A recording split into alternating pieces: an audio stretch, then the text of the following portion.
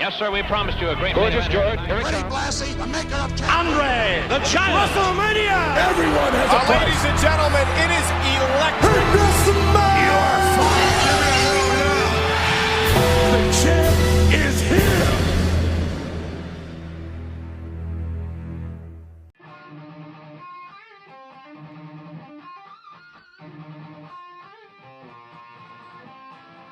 Hey guys, it's Steve from Mantis here. You're listening to the Good Friends Better Enemies podcast. Only on the Counting Out 7 YouTube channel. Jay, let's go! Hello again, wrestling fans, and welcome to another edition of the Good Friends Better Enemies podcast. My name's Jay, and I'm joined, of course, as always, by my partner in crime, good old-fashioned Tyrone. Tyrone, how you doing, pal? I'm good and old-fashioned. What more can I say?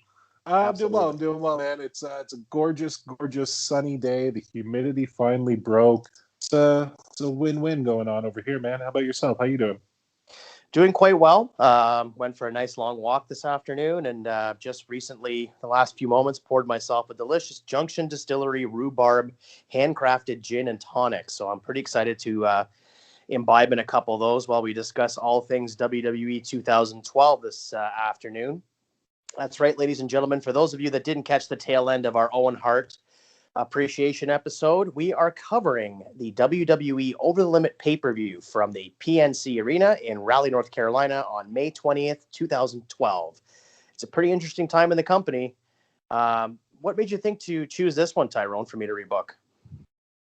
A couple of things. I mean, it's an era that we really haven't touched on yet on the show, and I thought, why not finally dive into it? Plus, who doesn't want to watch a John Cena, John Laurinaitis match in the main event? I mean, I think I gave you a gift there, buddy. Well, you certainly gave me a challenge. I won't pretend or no sell that it wasn't a bit of a challenge this week to rebook this card. I did have to go back and refresh my memory about the history and this time period. I mean, I can't speak for you, but I know for myself, this was at a time when I was still very much in tune with what was happening in the world of the World Wrestling or Wrestling Entertainment, rather. But to be fully transparent, I don't have the encyclopedic memory or knowledge of this time frame that I do have some others. So it was a bit of a challenge to refresh my memory and jog my memory for some of the events in and around this particular pay-per-view that we're covering today. Do you have a pretty good, clear memory of this particular time frame? Not at all. I was just going to say, like when we talk about different years that we're going to cover, say you said we're doing something from, I don't know, 2002. I'd be like, all right, cool, 2002. That means that WrestleMania 18 happened that year. And then I can kind of go off of what happened at Mania and go from there. Whereas in 2012, I know it was WrestleMania 28, but to be perfectly honest with you, Jay, I don't know a single match off the top of my head that happened at WrestleMania 28. So I know nothing about this era. Well, WrestleMania 28 was actually a pretty interesting WrestleMania in that it probably had the most box office main event of the modern era, which was the first John Cena versus Rock match. Okay. Right. Yeah, this is why I didn't care, because I really did not care about that at all. Yeah, see, I was kind of hyped for it towards the last month and a half of it. I really enjoyed the promo work by both guys. This was a year-long build. They had agreed to the match the year previous, the day after WrestleMania 27. The challenge was issued and accepted. So we had a year to build to it, which was kind of fun. Don't see that kind of long-term booking at all, really, these days. So I did appreciate that, and I thought that the match delivered in the ring. I don't know that I necessarily need to see a rematch the next year, but I definitely thought that it did live up to the hype in my mind. And yeah, and of course, this WrestleMania is very synonymous as well with that Hell in the Cell match with The Undertaker and Triple H was maybe one of the best Hell in the Cell matches ever. So it was a memorable WrestleMania for a multiple number of reasons. Okay, now that you break it down, I definitely remember the Mania, but I don't know, it's something about this era, like mainly from, I would say, Mania 26 to 32, 33. I know a bunch of matches that happened in between that era, but I can't put them to each event, except for 29. For some reason, I can do 29 off the top of my head, because I love that Ryback Mark Henry match. Nothing screams Mania like that. Oh, without question. I completely agree with you there. It is without a doubt a history-making WrestleMania match, one that will never be duplicated, and I certainly hope that both competitors get their just due for the effort they put forth that evening. Wait, which one are we talking about there? Mark Henry and Ryback. Oh, yeah, of course. That's one of the greatest WrestleMania moments ever. It's right up there with Giant Gonzalez and The Undertaker. I mean, Absolutely. It steals the show every single time. Absolutely. But to go back to 2012, no, man, like, it's weird to think that 2012 was 9 years ago, and a good chunk of the people on this card that we're covering today are either still with the company or still wrestling full time with another company. Whereas if you were to go back and look at something from, I don't know, let's use Over the Edge 1998 as an example, and you look at who was on that card, and you were to go back 9 years prior, you're not getting anybody. That is very true. And actually, that was a very seamless segue there, my friend, into this week in wrestling history, which is on this date in 1998. That's right, May 31st, 1998. We had the Over the Edge pay-per-view from Milwaukee, Wisconsin. Now, this was the second of the Dude Love Steve Austin WWF Championship matches, which actually had the added wrinkle of Mr. McMahon as the special guest referee / enforcer. You had Gerald Briscoe as the timekeeper and Pat Patterson as the ring announcer. And then, of course, The Undertaker made his way to ringside to be sort of an intermediary and kind of keep all of the Stooges and Vince McMahon in line. It was a really, really well-booked match. Now, granted, there's a lot of plunder and a lot of toys being implemented in this match via chairs, and the actual set for the pay-per-view was a bunch of used, broken-down Demolition Derby cars, which was quite fun. We also got Kane and Vader on this card, as well as a few other treats. So I thought that this pay-per-view was quite good, and we were just in the smack dab, the infancy of Steve Austin's championship run. I know that you don't hold the Dude Love Steve Austin rivalry in very high regard, but I always counter that. Hate it. Absolutely hate it. The matches were outstanding, I thought. I hated it. I thought it was stupid. I hated the fact that Dude Love was all of a sudden corporate. I didn't like it. It didn't make sense to me that Austin's first big challenger coming out of WrestleMania winning the title was going to be Dude Love. That was just, why not just give it to Flash Funk? Not to take away from Foley, but the fact that it was the Dude Love persona, I did not like. The other things on this event that just were stupid to me, Mark Merrow and Sable having a match, like, what can you call it a match, really? Like, it wasn't. Didn't he lay down in the ring, and then when she went to pin him, he just swung her over and rolled her up? Yeah, that's exactly. Yeah, and then you mentioned Kane and Vader having a match. It was a mask versus mask match. What? Who cares if Vader loses his mask? We all know what he looks like. There's enough fucking holes in the thing to see exactly what the man's head looks like. Yeah, no, I can't disagree with that. I mean, how many times have we seen Vader do, a moonsault off the top rope, or, do a high spot and his mask comes off? I mean, in fact, I remember Jerry Lawler on commentary calling it a leather face. He's like, oh, he lost his leather face. So it's just, it's happened quite a few times. It's not like some great mystery what he's going to look like under the mask, to your point, for sure. Yeah, when you talk about Attitude Era pay-per-views from this era, a lot of the times it was the undercard to me that stood out. But in this one, I think the only match that I really, really, really enjoyed was the Rock and Farouk for the Intercontinental title. Yeah, and other than that... Sorry, go ahead. No, go ahead. No, go ahead. I was saying, other than that, like, the rest of it, like, you got Kai and Tai, don't really care. You've got a 6-man with the Nation and DX, which was okay. But again, it's okay because you have Owen Hart in there, Triple H in there, D'Lo Brown, all these guys that can bump. For the rest of it, like Jeff Jarrett and Steve Blackman, I don't even know why that was on the card.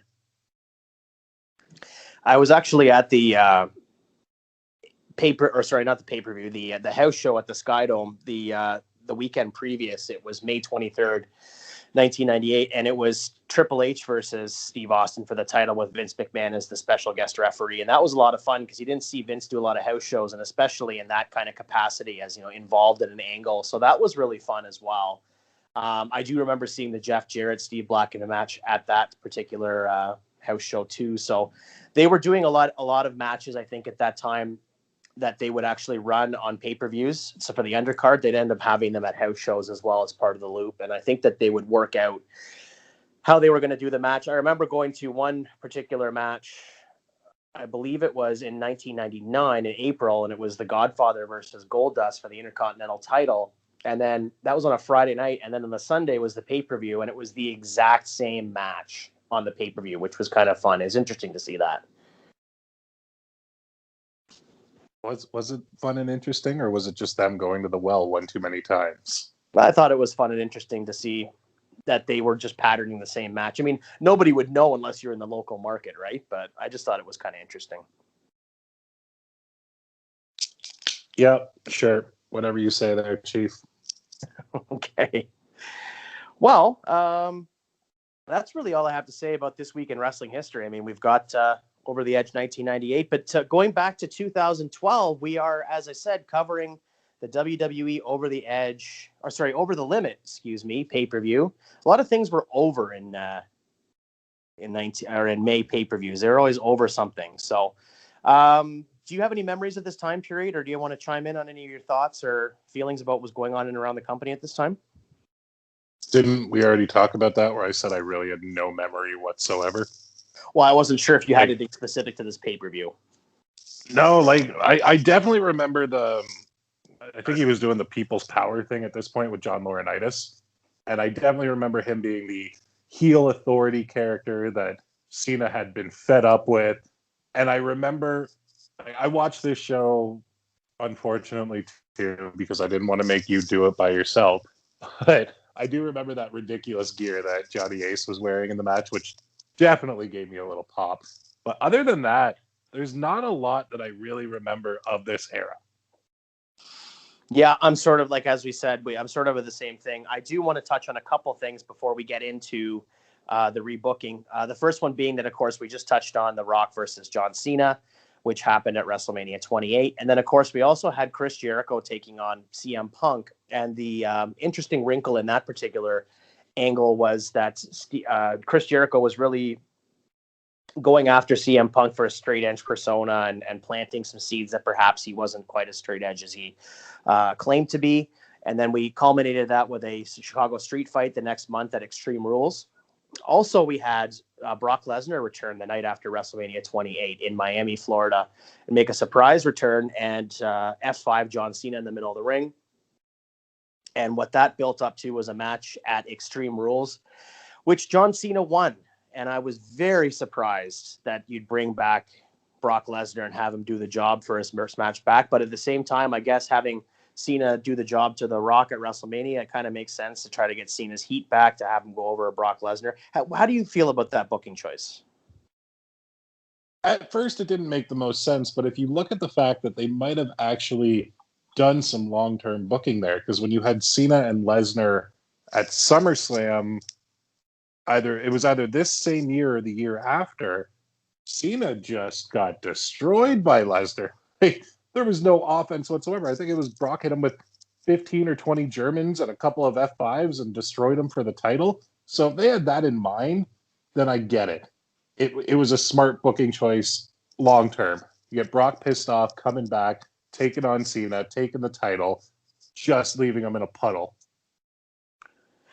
Yeah, that was at SummerSlam 2014, actually. So it was about a little over 2 years later. So I suppose you could go back to that well and say that, Lesnar coming back thinking that he is this unbeatable force, and then he gets hauled off by John Cena. Maybe he was stewing on that for a while. And then, of course, very shortly after that loss to Cena, he would bring Paul Heyman back to the fold. So it was an interesting booking choice for sure. But I think that then we went into the Triple H storyline with Brock Lesnar. So all was good and all is fair in love and more.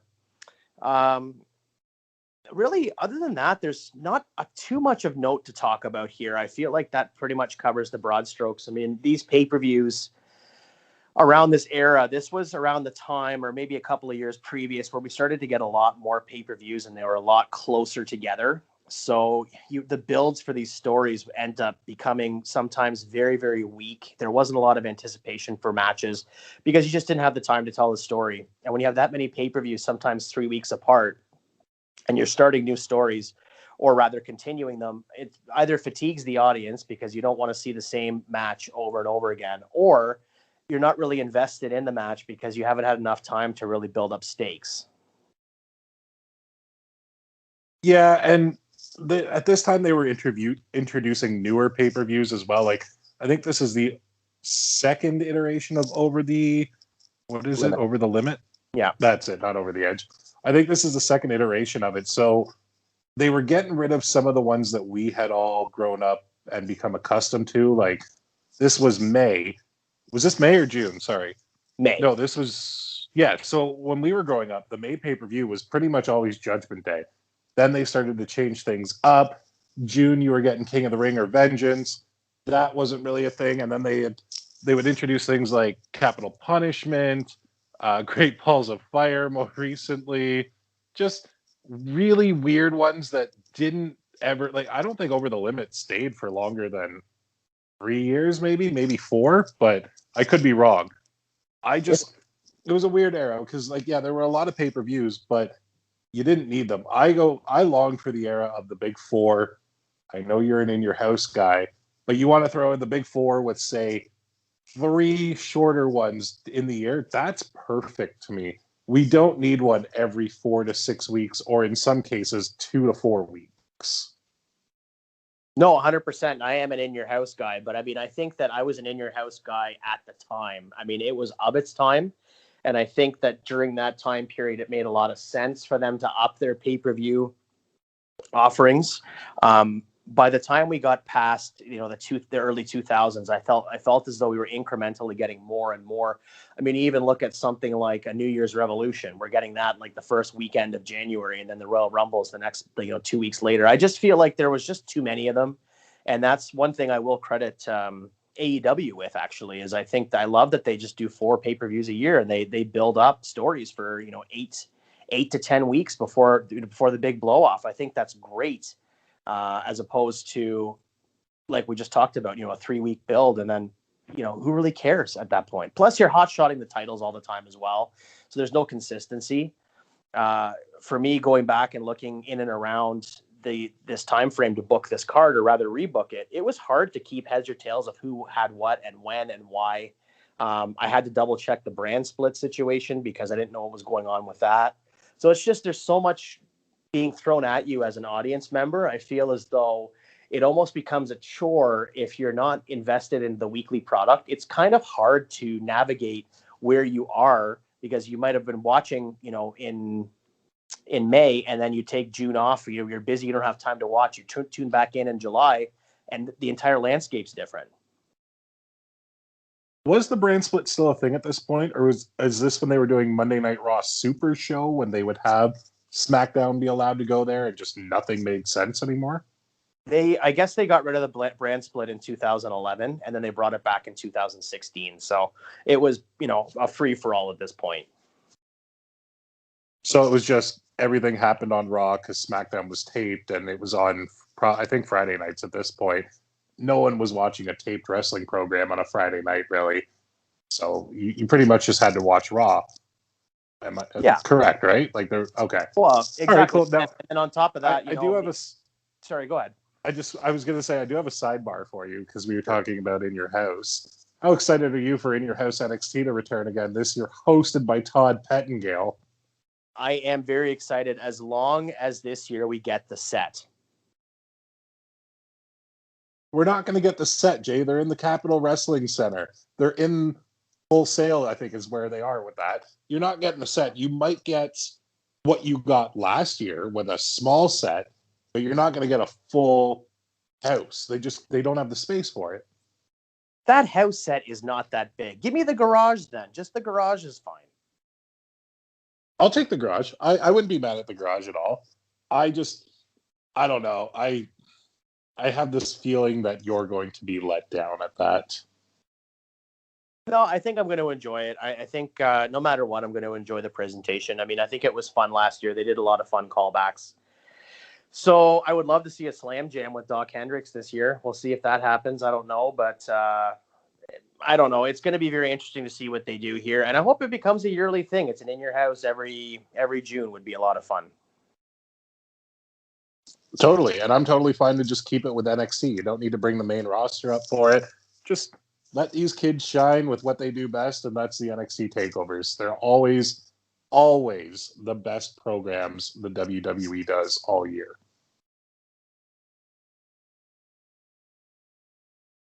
Yeah, I totally agree with that. And I also think that with that being said, you also look at the roster right now, a lot of those kids that grew up during, the Attitude and, new generation era, they might've been younger when that was happening, but they all remember that with great fondness, like you and I do. So, well, at least I do.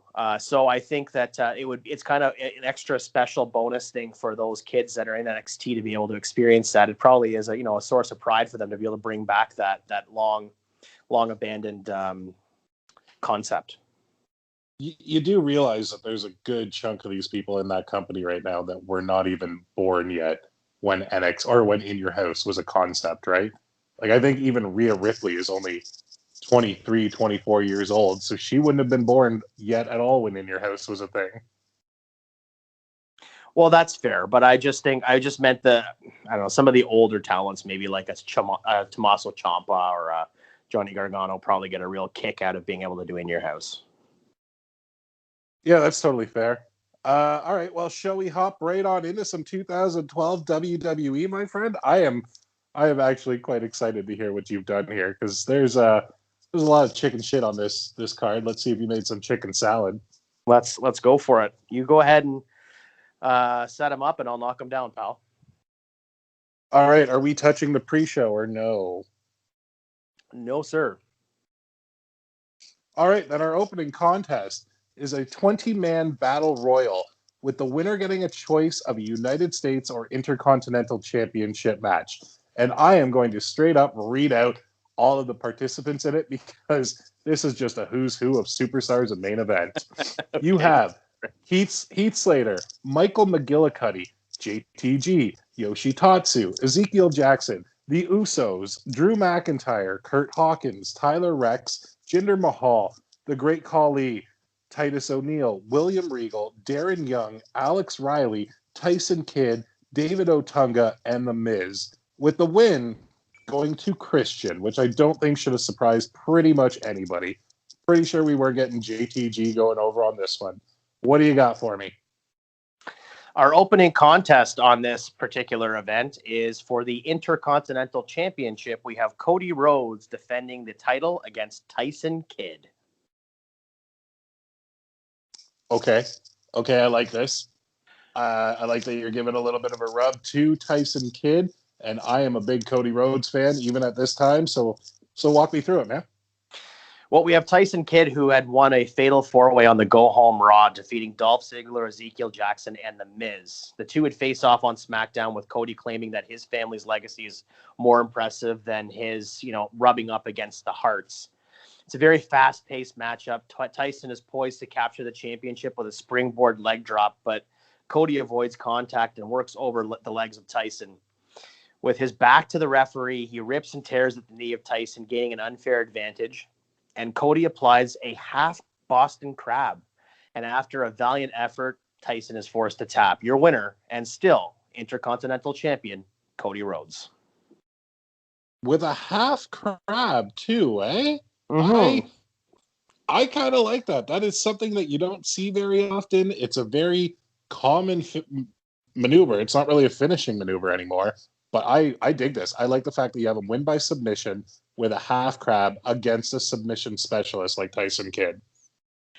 Yeah, and I also thought that it was so the story would be kind of told like after he misses the springboard leg drop. You can have Cole and Lawler and Booker T all on commentary, Really selling the fact that Kid jammed his knee. He's favoring the knee while he's trying to get up and things of that nature. So from there, you have Cody go in and start really working it over. As I said, he has his back to the ref, and the ref's trying to see what's happening, and he's almost trying to hyperextend the knee while he has the ankle braced around his arm. So I just thought that that'd be a really fun way. And I'm a big fan of unlikely finishes. I mean, I'm all for finishing maneuvers and submission maneuvers, what have you, being the be all end all. But I feel as though even at this time in 2012, we got so many false finishes with signature maneuvers that it's fun sometimes to get that unlikely win with something you're not expecting.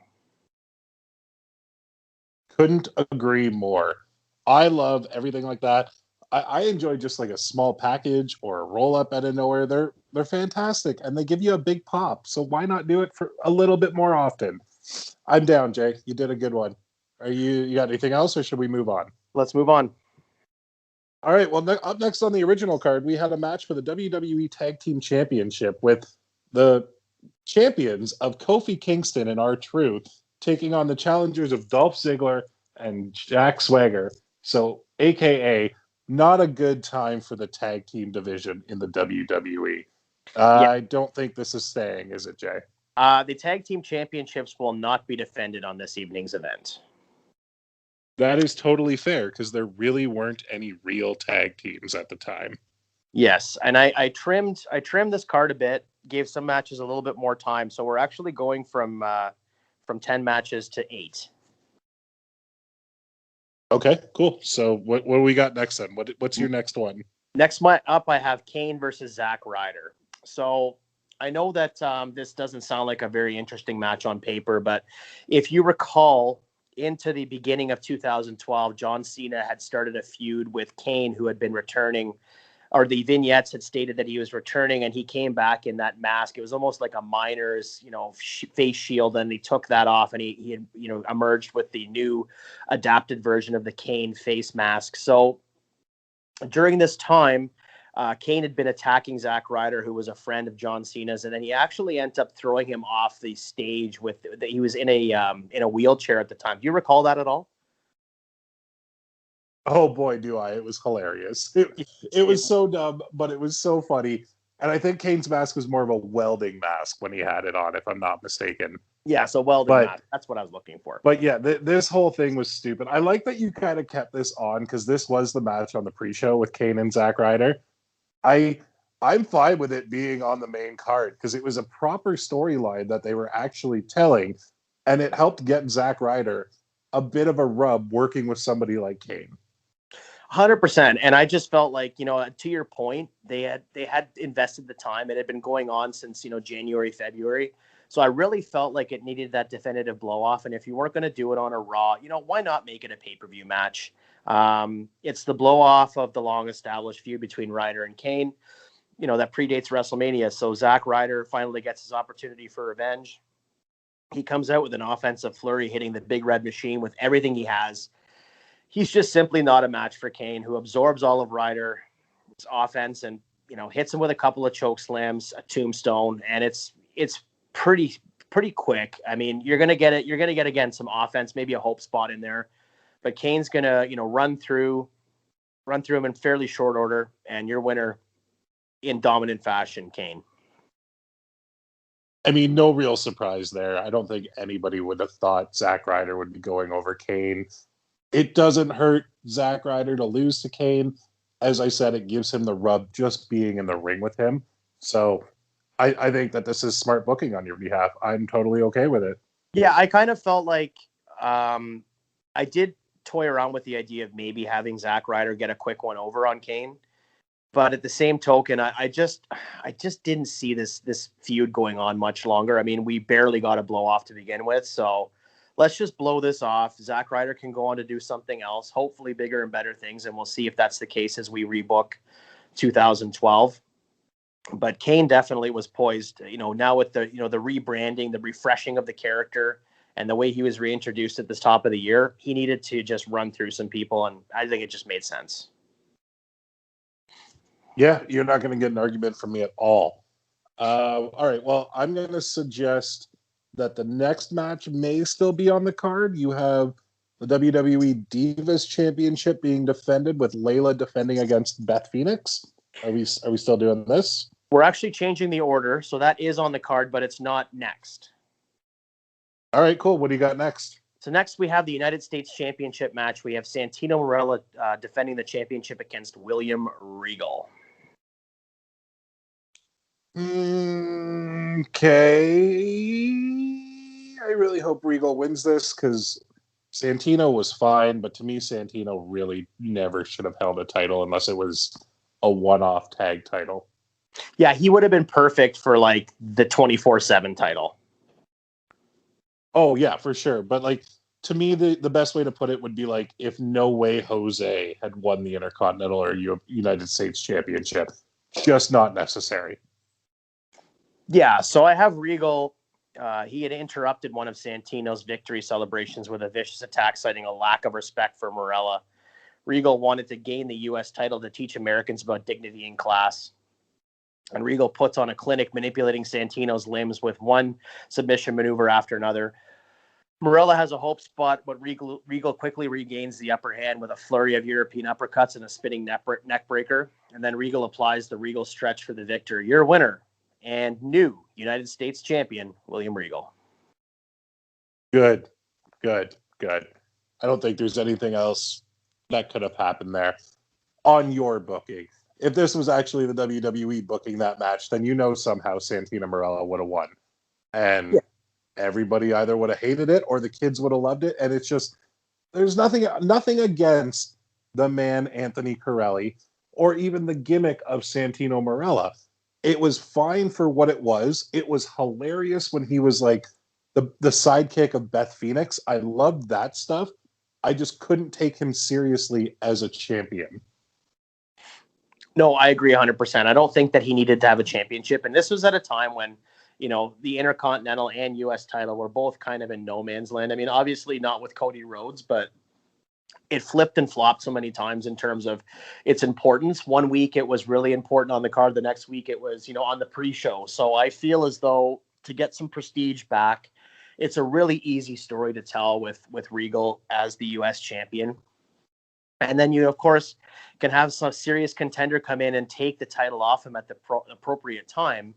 And when that happens, it's going to mean something as opposed to Santino doing his, trombone and Cobra routine, right?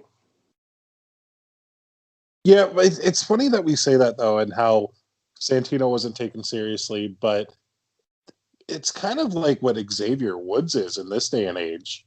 He is just the trombone playing, dancing, I guess, I don't want to say sidekick, because he's not anymore now that it's just him and Kofi. But it's weird how that comedy act can be taken a bit more seriously with guys like the New Day, because you can see them still getting angry and fired up, whereas Santino never really got angry. And if he did, it was still comedic, and he still had his accent. That's the only parallel I can really draw to it for current day. Do you know what I mean?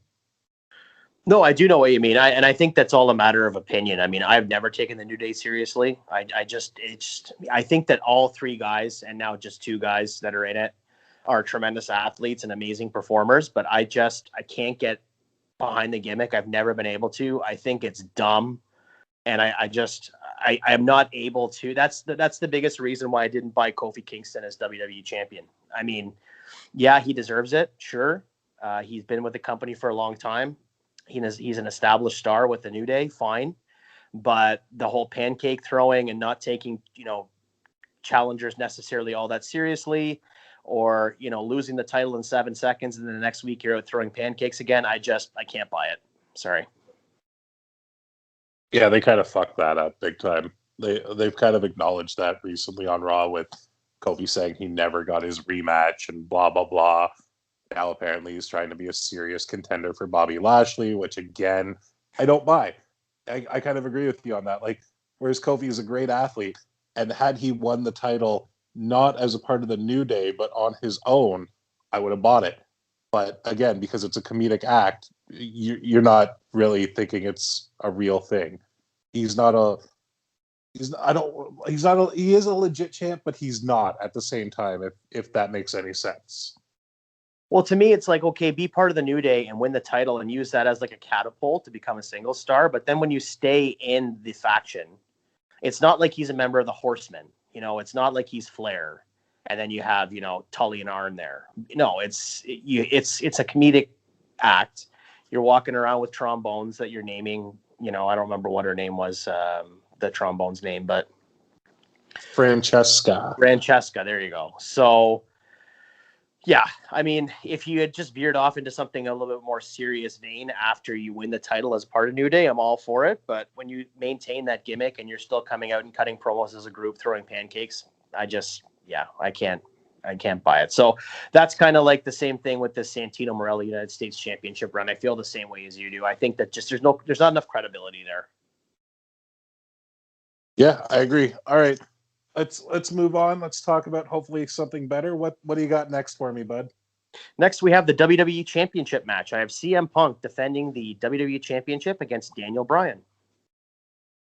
I had a feeling this match would stay. I didn't know in what order it would be in, but it's pretty much undeniably the best match on the card. So I completely get why you kept it. Yeah, it's quite a good match. So I have this storyline in a number one contenders match pitting Daniel Bryan versus John Cena on the night after Extreme Rules. Bryan gains the victory when Chris Jericho costs Cena the win and aligns himself with Laurinaitis. In the weeks leading into the encounter, Punk and Bryan subtly call back to their previous encounters at different times in their careers, and the anticipation builds for a Mat Classic. The match largely stays the same with a disputed finish. The finish is actually the same as it was in canon, but we're actually going to have two referees come out. We're going to kind of repeat the Beware of Dog finish with Shawn and Bulldog, where you have two different referees.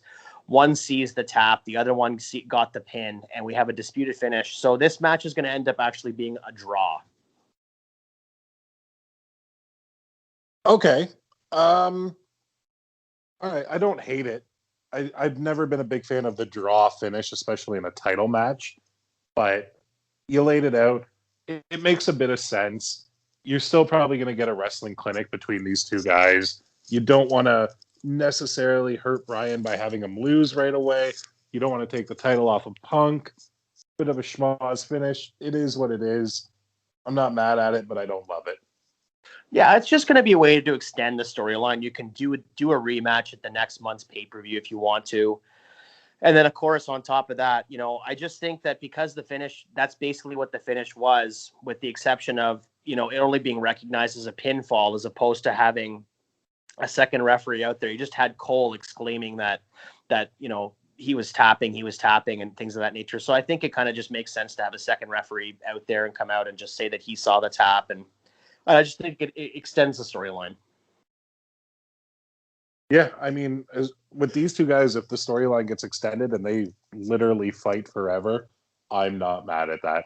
They're two of my favorites. They put on fucking clinics everywhere they went, whether it be in the WWE, in Ring of Honor, on the independents. They were always just perfect for each other. So A, I'm glad you kept it on there, so thank you.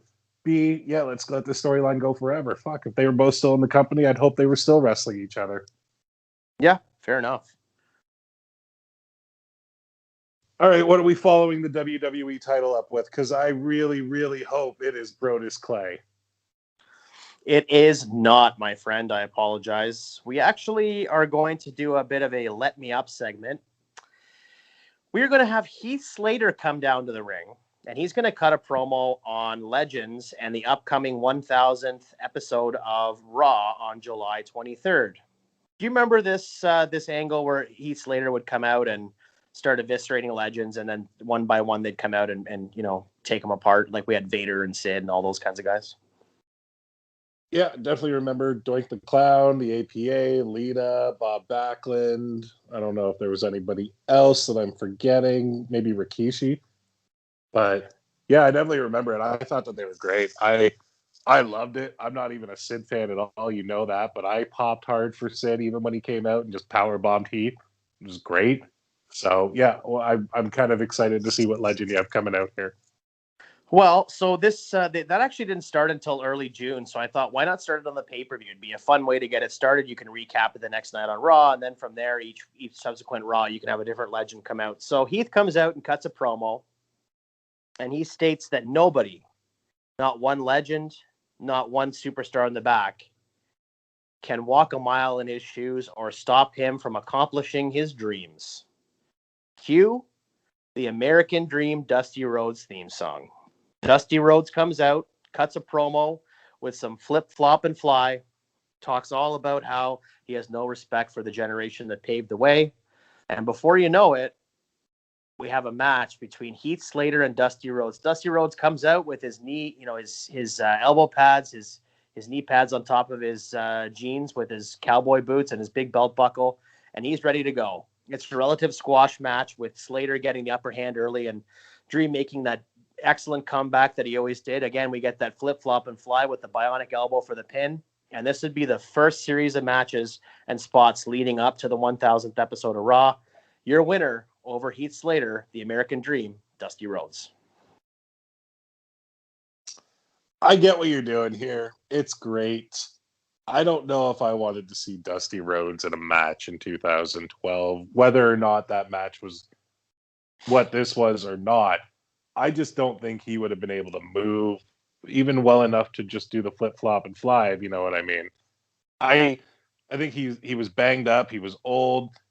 I remember it wasn't long after this when they did that one scene where the Authority had Dusty Rhodes in the ring and the Big Show gave him the knockout punch, but he punched him perfectly. Like, it was a great working punch, and then he laid him down because Dusty couldn't even take a bump at that point. So that's the only issue I have with this. I love that you have a legend coming out, and I love that it's Dusty.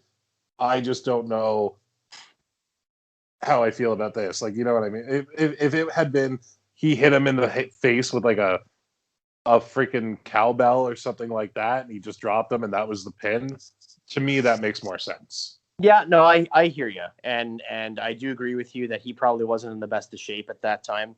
I think for the amount of stuff that he was going to do, I mean, it was going to be like 2 minutes. It was going to be Heath doing some working punches on Dusty in the corner, and then Dusty, turning him over, hitting him, doing the flip flop and fly, and then hitting the bionic elbow. It really wouldn't have been much. But I do appreciate what you're saying. I did toy around with a couple of other names. Full disclosure, I did think about Brett. I thought Brett might be a fun one to have him come out and do the first ever, the first one of these legend spots and put him in the sharpshooter. But I kind of felt like if you're going to do Brett, it should be on Raw and not on a random pay-per-view. You get more eyes on Brett. And it would, let's face it, no offense to Dusty, but I think in 2012, Brett coming out on Raw might have been a little bit more of a bigger response at that time than Dusty would have been. I thought about Sergeant Slaughter. Depending where you are. Yeah, that's if fair. You're in Texas, then Dusty's going to be huge. If you're anywhere in Canada, then Brett's going to be huge. 100%. No, I'm not trying to diminish. Excuse me. I was going to say dismiss and diminish. I'm not trying to dismiss Dusty whatsoever, but I just felt like in 2012, Brett maybe was a little bit getting a bigger response from the crowd. I also thought about a couple of other names as well, but it just felt like Dusty was the right choice. Sergeant Slaughter had been done so much throughout the last 10 years. Every time you want to bring a legend out for some kind of a match, it was always Slaughter. So I just felt like needed to give him a rest. But anyhow, so that's sort of where I went with that. And I appreciate what you're saying about Dusty, though. He wasn't in the best of health at the time. I'll take Dusty over Slaughter, though. I'd never need to see Slaughter come out as the surprise legend ever again. It's exactly what you said. He's done it so many times that it's not really a surprise anymore. It's like, oh, someone's coming out, Slaughter's coming. Makes no sense, but it's still going to be Slaughter. Yeah, exactly. That's exactly right.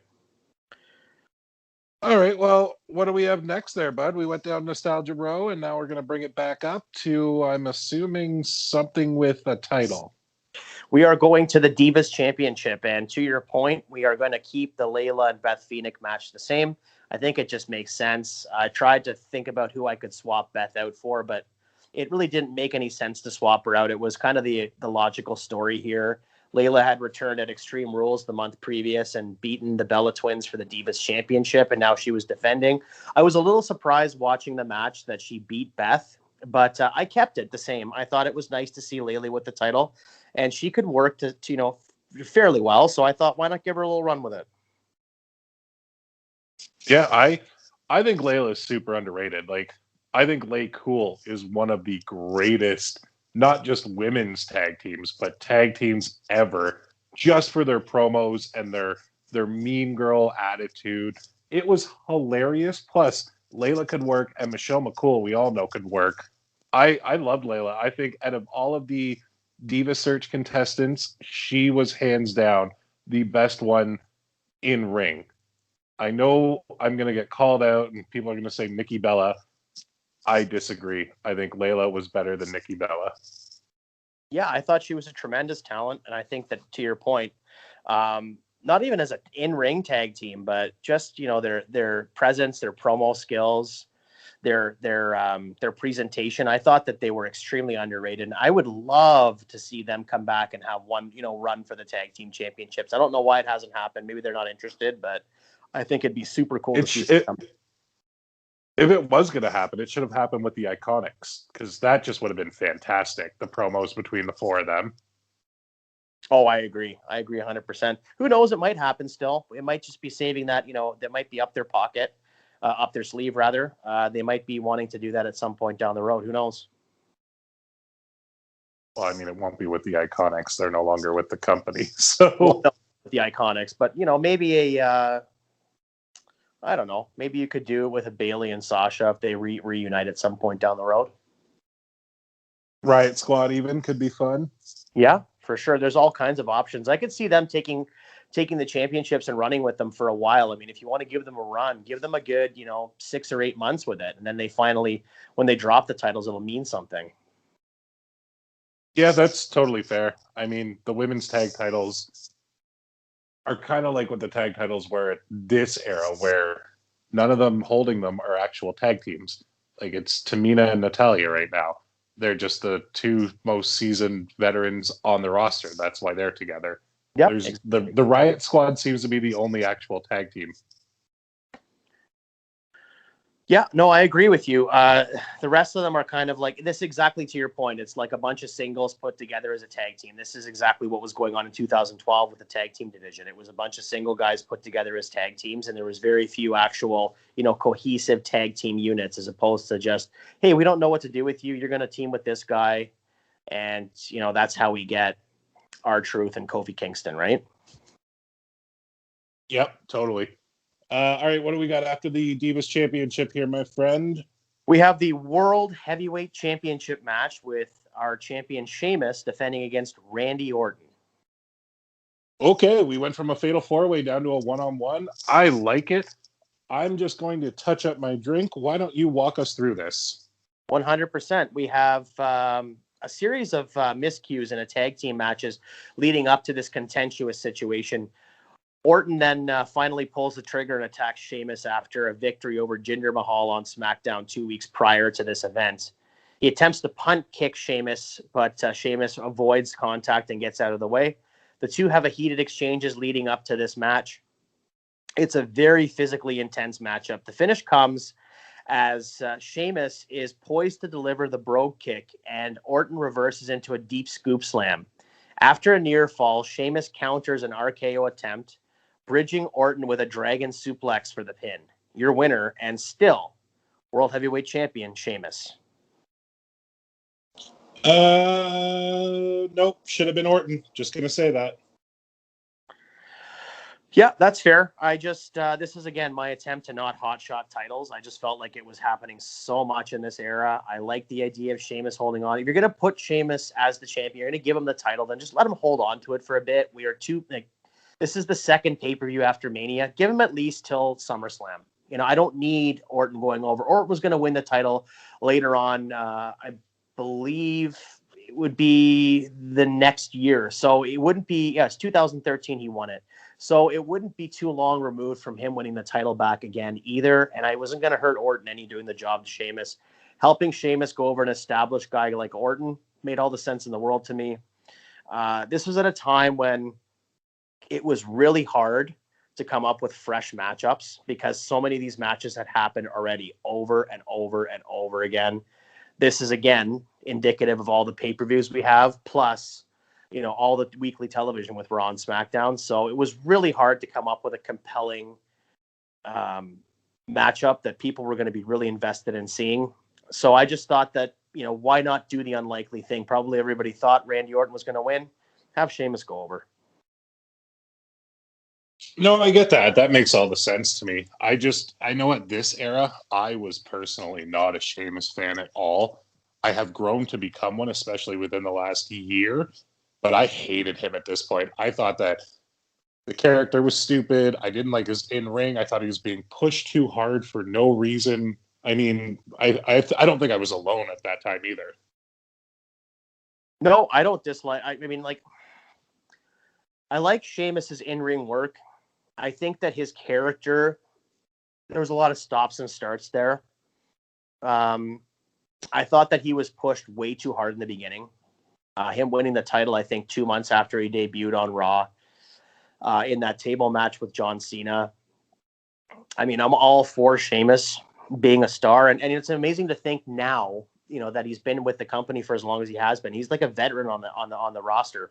So I'm all for him being placed in a big prominent position. But to your point, I completely agree. I think that he has been pushed very heavily over the years. And at one point, especially in the beginning, I almost felt as though we were getting like the Roman Reigns treatment with him. Like looking back in hindsight now, it's just like enough is enough with him already. I honestly think the best work Sheamus ever did was as part of the Bar with Cesaro.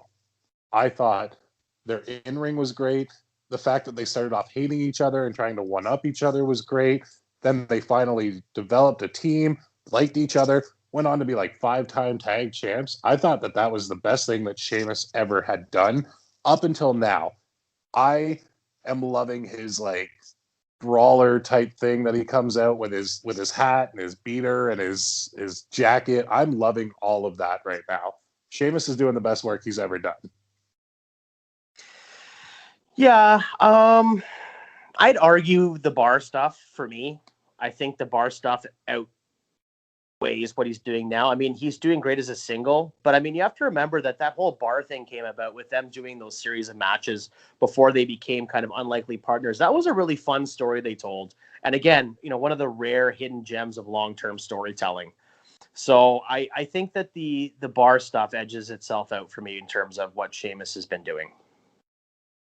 That's fair. I mean, I think the way that the Bar that storyline kind of started was they're having a best of 7 series and it ended in a tie, and the winner would have gotten a title shot.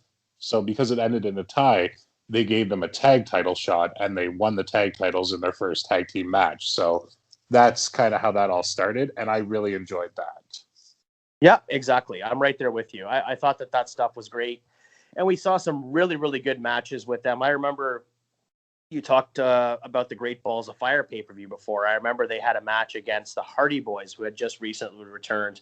And I think it was a 2 out of 3 falls match. And it was that was the one where Sheamus, Cesaro jammed his teeth into the top. I guess it's not a ring post anymore. It's like a ring screen now, ring post screen. But he jammed his teeth on that. And I remember those T-shirts that he had for a while there. Yeah, I remember that. I was very tempted to buy one. I didn't. It's one of the few I haven't. But if I could get my hands on it now, I probably would. But that's just me being the T-shirt guy that I am. You are a T-shirt aficionado and a wrestling fashion plate at that. Goddamn right I am. All right, well, we're done with the world title. Are we going to the main event, or do we have something else? We are going to the main event. And is it still John Cena versus Johnny Ace? The main event of the evening is John Cena versus Chris Jericho and John Laurinaitis. I see what you did there, and I had a feeling something like this was going to happen. Yep. Had to try to make chicken salad. So I had, after Laurinaitis failed to make Brock Lesnar the new face of WWE, he's incensed and vows to take John Cena out. After Jericho interferes in the number 1 contenders match on Raw, the master plan is revealed. A power-hungry Jericho becomes Johnny's weapon against Cena, with Laurinaitis announcing that it will be a handicap match with no disqualification at Over the Limit. Cena accepts with the caveat that should he be victorious, Johnny must resign and Jericho will be terminated. Should he lose, he will be stripped of any future title opportunities while Johnny's in power. It's a well-worked match with Cena holding his own over Jericho and Johnny largely staying out of the fray. Laurinaitis gets his shots in at opportune times. When the duo gains the upper hand on Cena, the Big Show, who had been fired by Johnny on the Go Home Raw, emerges to seemingly help Cena. In classic heel fashion, Show turns on Cena and chokeslams Cena through the announce table. An unconscious Cena is placed in the walls of Jericho while Johnny calls for the bell. As we go off the air, Jericho has reformed and the master plan has been revealed. John Laurinaitis holds up both Show and Jericho's arms in the air, and a seemingly unstoppable faction emerges with the added clout of people power. Your winner, Jericho and John Laurinaitis. Boo! Boo, boo, boo. Another goddamn Big Show fucking heel turn to face turn to heel. I hate this. I hate this so fucking much. Okay. I don't know how you made me hate the John Cena, John Laurinaitis match even more, but you did. Yeah, well, you got that heel turn no matter what, whether I did it or they did it in canon. So it was I understand what you're saying, but I wanted to here's my thinking. I wanted to keep Show out of it. But then I thought to myself, one of my favorite tag teams ever is Jericho. So which is just puzzling to me. You didn't like Jericho? I didn't know. I gotta say, dude, I've never really been a Big Show fan. I respect what he's done, and as a fellow big man myself, I respect him for that. But I mean, okay, you know what my favorite Big Show moment is here? I'm gonna go on a little story here. There was a house show that Jay and I attended at the Ricoh Coliseum in Toronto, and the Big Show came out, and his music ended, and we were close enough. We were probably about 5 rows back from ringside, and we just kept singing his theme song. And he looked us dead in the eyes and with composer fingers was like, no, keep going. So we kept singing, and it actually got a smile out of the giant. So that's my favorite Big Show moment. That's funny. I do remember that. I have to say, I think that Jericho was a super underrated team. I thought that they were so much fun in the summer of 2009. Going into 2010, they weren't around for too long, but I thought that they were just the perfect combination because you had Jericho, who was this mouthpiece, who could really say whatever he wanted at this point with Show as his backup. I don't know. I just thought for something that was thrown together, I thought it was magical. I really enjoyed them together as a team. Of course, they had that great theme music as well. So I think that bringing them back together here in this era with John Laurinaitis as, the people power personified as well would be a lot of fun too. So you'd have not only would you have Jericho and Big Show together as a tag team running roughshod over the company, but you then have the added caveat that you could have kind of do what you like in terms of no consequences. They had Laurinaitis in their pocket. So I thought it was a kind of a fun choice. I definitely thought that Jericho needed to stay elevated as opposed to being part of a fatal 4-way. He had just come off that red hot rivalry with CM Punk. And then, you look at this pay-per-view, he's relegated to a fatal 4-way, really doing not a whole lot in this, in that World Heavyweight Championship match. So I thought that this was a much better way to utilize Jericho as well. I mean, I get utilizing Jericho in this way. That's totally fine. My other big thing I don't like about this is I just don't like heel factions with the authority figure in them. I've never enjoyed it. You look at the Corporation, didn't like it. The Authority, didn't like it. I'm sure that there's the one with Vicky Guerrero and La Familia, didn't like it. It's just, I don't like when that's a storyline because they always seem untouchable, but they always end up losing. and they can't ever come out on top. It's just the same shit over and over again. That's another reason why I don't like it.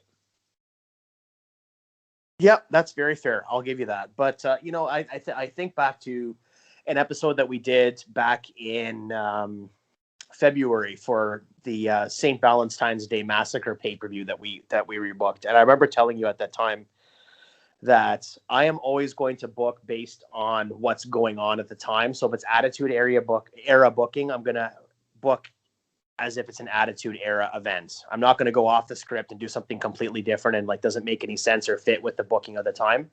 So for that reason, I kind of felt like that's my job. That's what I do. I just do whatever the hell I want, whatever the hell I want. Yeah, we're just going to have Kurt Hennig win everything and Raven be the and world Gold Dust. And Gold Dust. That's a faction for you right there. That's the next faction. We should rebook the Invasion angle, having Raven, Goldust, and Kurt Hennig run through everybody. Absolutely. I'll bring back the 6-man tag titles too, and then there we go. We're just rolling in it. This summer is going to be amazing. Yes, it is, and we're also going to bring back the Freebirds. They'll be out for the 1000th episode of Raw as well. No, but it'll be just for the 1000. Cool. I'll bring them back as a new reincarnation down the road with Jim Cornette managing them, and we'll have Bodacious Bob and Boombastic Bart as two of them. It's gonna be ridiculous. Wait, isn't Raven a bird? Couldn't he be part of the Freebirds? Oh, if we're doing this, then yes, he could. I could totally think of a few other ones who have bird names. Coco Beware is definitely their manager. And the Red Rooster. Oh, fuck. We got money on this right now, bud. We need to make sure we write this down and don't forget it. For sure. I like it. I think we're doing well. Just keep going. Jesus. Oh. Well, all right. So that's your rebooking. I don't hate most of it. I mean, like I said, I think it'd be better if it were Raven, Goldust, Coco Beware, and the Red Rooster running roughshod on everybody. But I'll take, not Showmiz, Jericho. Showmiz was a completely different disaster. Yeah. Anyway, you slice it. I don't know. I just have I can't talk.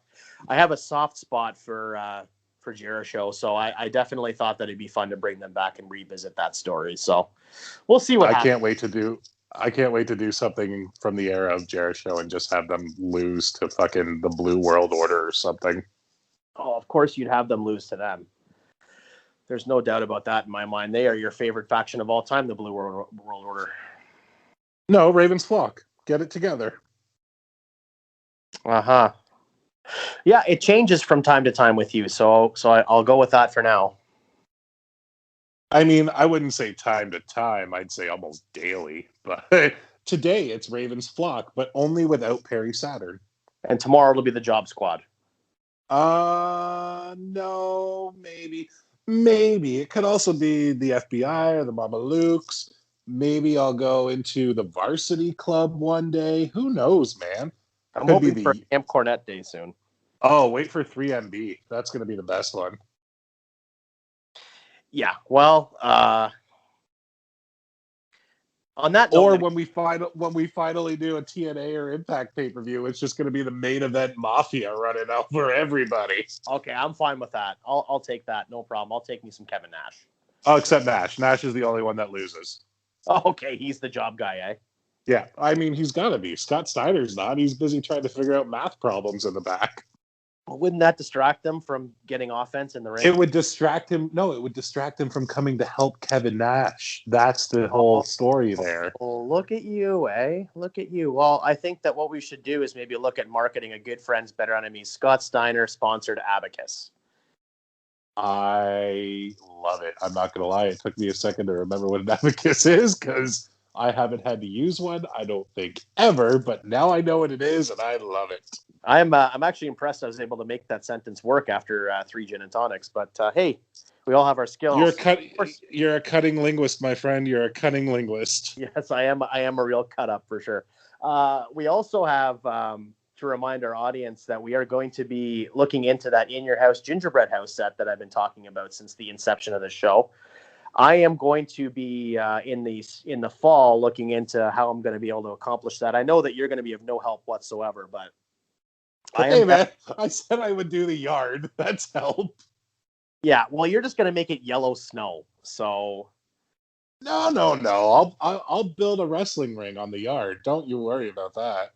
okay, perfect. So ladies and gentlemen, I'm going to go through the painstaking process of making an in-your-house gingerbread house set, and Tyrone is going to glue some cotton balls to a piece of construction paper for his contributions. You forgot about the popsicle sticks. Yeah, can I help you get those popsicle sticks? I wouldn't mind a Fudgio right about now. Go for it, bud. You do what you got to do. Okay, that sounds great. Let's go ahead and do that. So, with that being said, I think that we've pretty much put a button on 2012 here. I am not anxious to revisit this era for a while. I don't know about you, but I think that a little bit of 2012 was plenty for me. Well, here's where I'm nervous, is I know I probably have a fucking receipt coming for making you do this one. So just lay it on me there, Big Daddy. You know what? I thought about it. I really thought about it. I thought about giving you a hard time because you made me book 2012, but there's been some behind the scenes backstage stuff where you've been super kind and super accommodating this week. So I'm going to take it easy on you. And in fact, I'm going to do you a favor. I'm going to do something for you that you've been planning to do since the beginning of this show, and something that you've been waiting to do since the beginning of this show. And I'm going to let you have it. Is it what I think it is? Based on my booking of In Your House 1 and catapulting yourself off of that, so make sure you refresh your memory of what I rebooked, you are going to be rebooking the 1995 King of the Ring pay-per-view, my friend. Oh, I just got goosebumps and my nipples went hard. Fuck you. You don't know what you just opened up for me. Oh, I'm going to do this long ways. We're going to have a 16-man bracket the way I do this. And I'm going to break down how everybody got into the tournament. Jay, you don't know what you just did. I know you've been looking, like, full disclosure, ladies and gentlemen, we've been talking about doing this event since the opening talks of us even doing this podcast. We've been toying around with the idea of doing this, and we actually thought about maybe doing it as our first ever episode, but we thought we'd save it and wait until we got our, kind of our feet wet and we were on a good pace. So I thought it was time. It's June, it's King of the Ring time. I'm going to be doing a King of the Ring tournament as well, I believe, this upcoming June. So we're going to each get one. But I definitely felt like it was the time for you to do this. And again, folks, so what we're doing is we're booking based off of other events that we're booking. So if we've booked some events that have happened in that year, for example, we booked Royal Rumble 2002, and then we booked WrestleMania 18. So anything else that's rebooked in 2002 is going to be based on our rebooking of those events. We're not going to just do them in a vacuum. They all have to end up making sense at some point. So that's going to be a lot of fun for us to try to figure out those pieces, which is actually perfect for you with King of the Ring, because I just rebooked the month's previous pay-per-view. So it's a pretty close, quick gap for you to put together, right? Whatever you book doesn't matter to me. I'm not going to lie. I'm just going to change it all in Superstars if I have to get what I want on King of the Ring. So. No, 100%. You just have to you have to connect the dots is all. You can change it however you want, but it needs to connect the dots. And I know for you, we're going to get some wacky ass booking on King of the Ring 95. I'm looking forward to this one.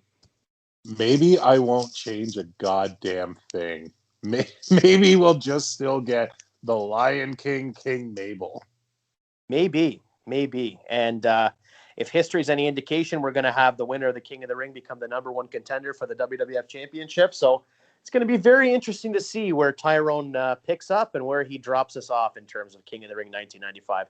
I'm super stoked for you to do this one. This is one, again, that we've been looking forward to for the last 6 or 7 months. So I am very, very much enthusiastic about what you have to do here. Yeah, this is going to be a lot of fun. But until then, guys, you know where to find us. We're on Instagram at good_enemies, on Twitter at good_enemies, on Facebook at the Good Friends Better Enemies podcast, and available every Monday on the Counted Out 7 YouTube channel, which is where you're listening right now. So make sure you subscribe, give us a like, leave us a comment, You don't like one of the things that either of us have said? Tell us. We really don't fucking care, but you can tell us because we know we're better than you anyway. 100%. Well, Tyrone thinks he knows he's better than you. But for myself and Tyrone, for Dusty Rhodes, for Johnny Ace, for the WWE Over the Limit 2012 pay-per-view, and for King Mabel, you've been listening to the Good Friends, Better Enemies podcast. Bye.